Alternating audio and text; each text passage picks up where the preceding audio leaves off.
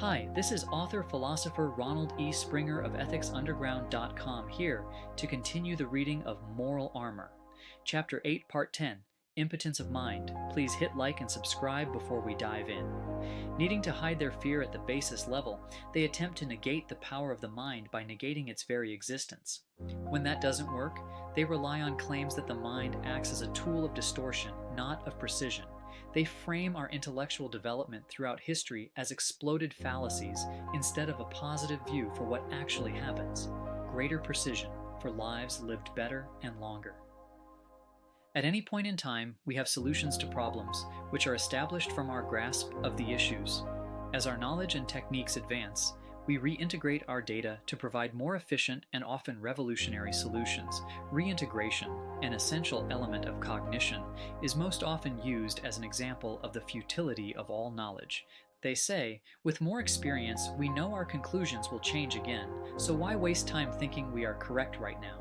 Or, everything we thought we knew has been disproved. Who in the world thought it wise to give these people press time?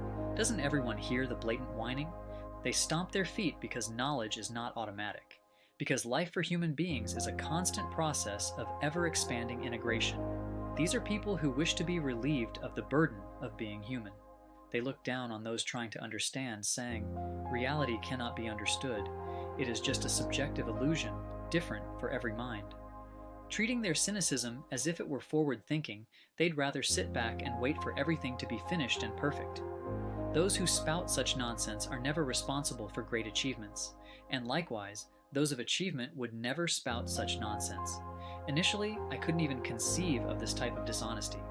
Thinking is our basic act of choice, our fundamental virtue, and our only means of self-worth. Why would anyone try to discredit it?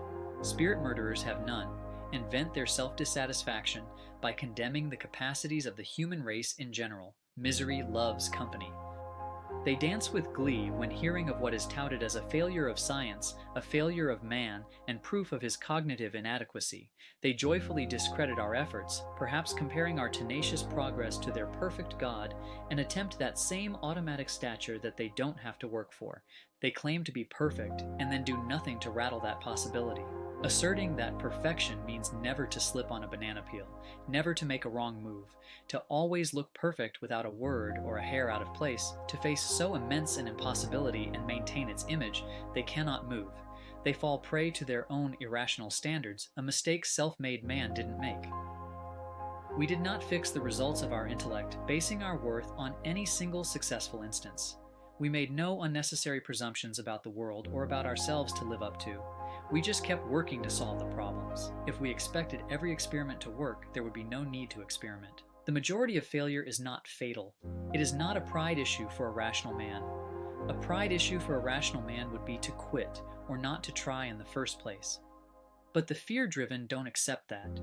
They rejoice in temporary relief when we fall short, needing to believe that to try is as futile as doing nothing. They expect to see us give up.